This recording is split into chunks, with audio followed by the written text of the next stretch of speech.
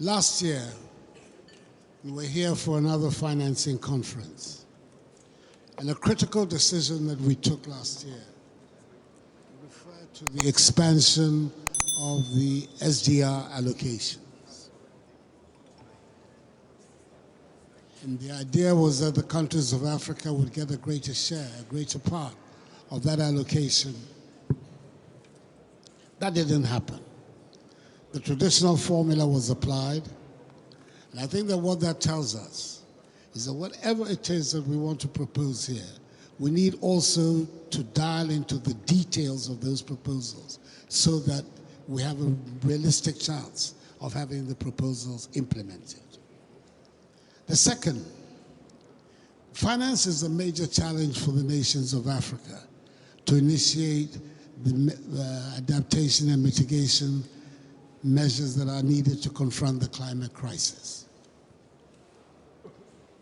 We have large sums of money that are readily available on the continent, which can be brought into play. And I refer to the huge sums of money that are taken out of the continent illicitly.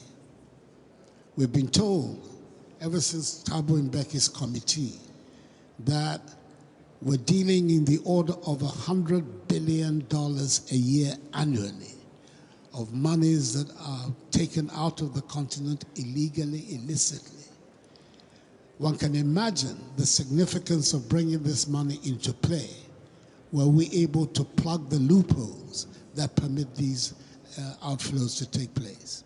What I would suggest is that we recommend that the African Union and the G7 OECD countries establish a working committee to deliberate on this matter and make recommendations for action by the two groups.